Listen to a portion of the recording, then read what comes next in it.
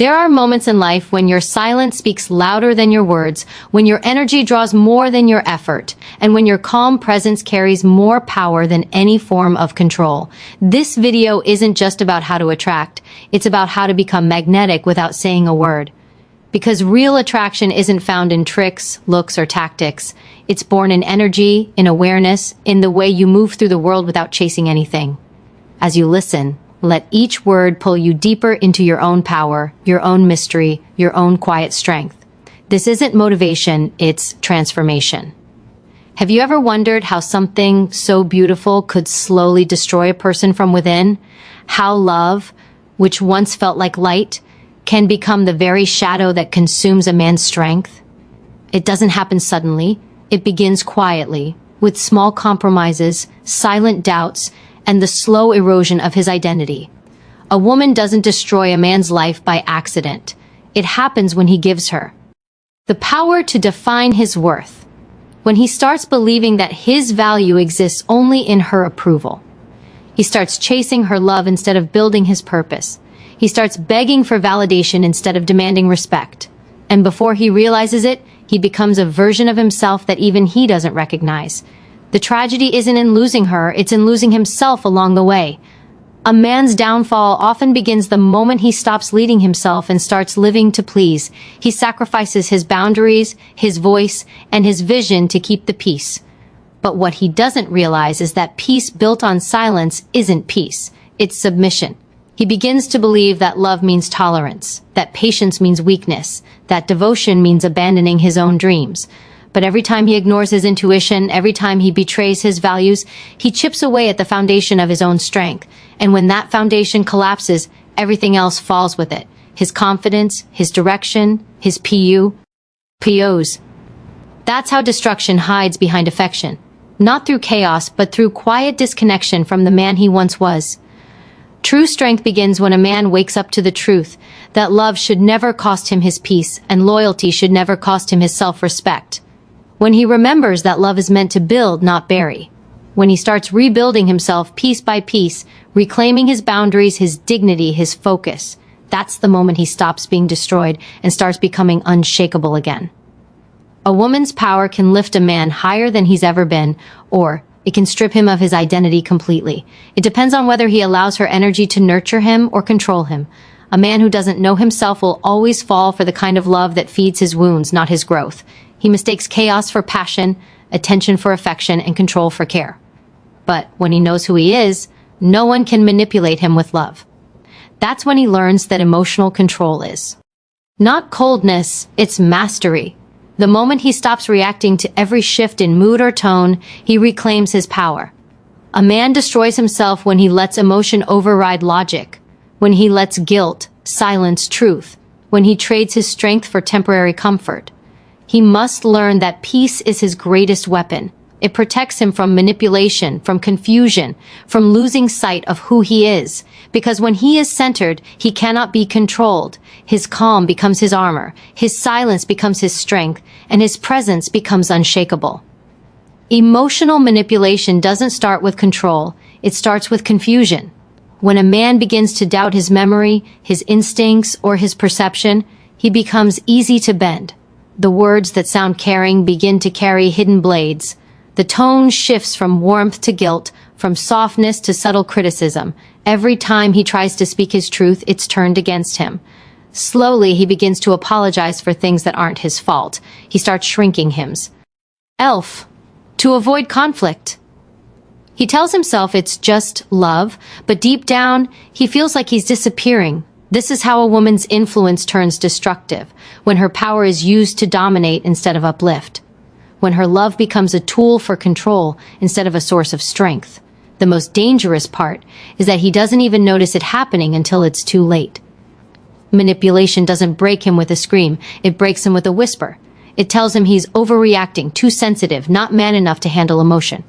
It twists his empathy into weakness, his kindness into obligation, and the more he tries to please, the more he loses himself.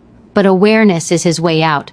Once he learns to observe rather than react, to question instead of absorb, he begins to rebuild his mental clarity. He stops taking responsibility for emotions that aren't his to carry. He learns that love without respect is not love, it's control dressed as care.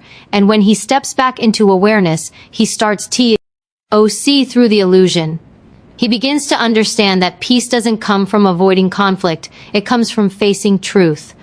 When he chooses self-respect over approval, manipulation loses its grip.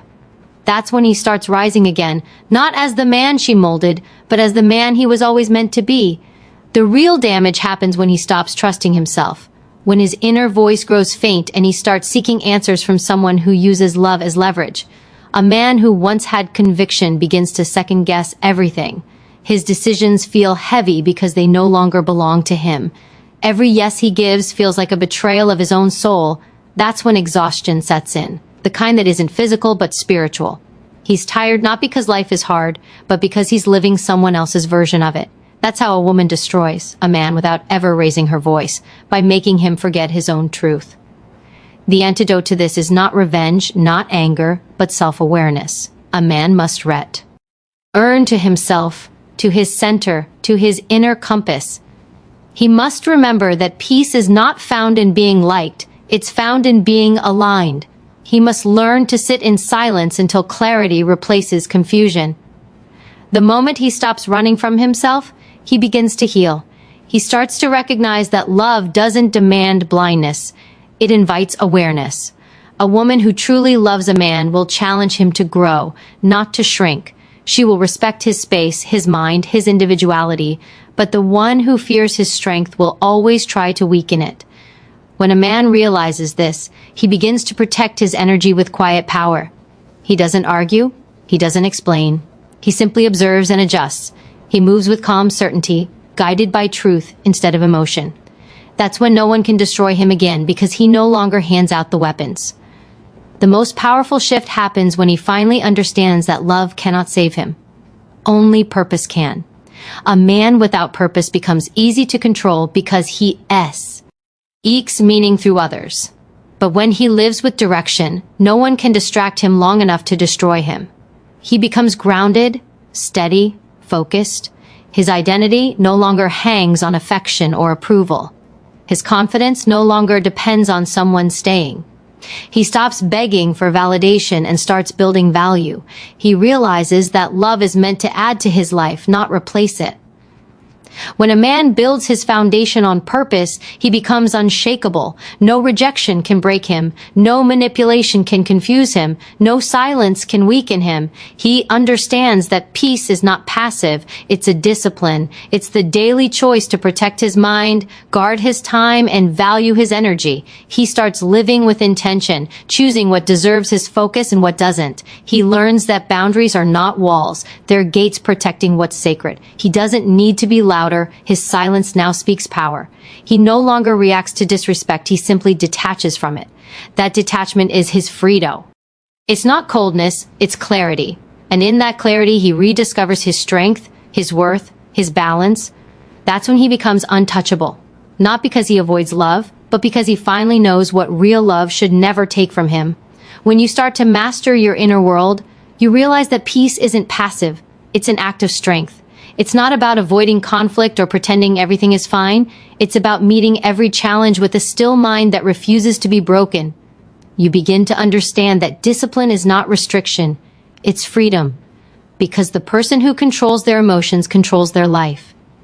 You stop letting temporary feelings make permanent decisions. You no longer rush to prove, to defend, or to fix what doesn't need your energy.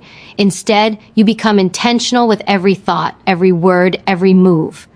You no longer waste your power trying to be understood by those committed to misunderstanding you. Your silence becomes your response, and your growth becomes your proof. You start to see that the world doesn't shape you. Your state of mind does. What once made you anxious now feels small compared to the calm you've built inside. You become unshakable, not because life gets easier, but because you stop needing it to be. You stop chasing the illusion of control and begin mastering the art of surrender. You don't collapse under uncertainty anymore. You stand tall within it. You recognize that every time life tests you, it's refining you. Every delay, every rejection, every disappointment becomes a teacher guiding you back to alignment with your higher self. You stop asking, "Why is this happening to me?" and start understanding, "This is happening for me." Your focus sharpens. You no longer scatter your attention on things that don't build you. You start protecting your mind like sacred ground.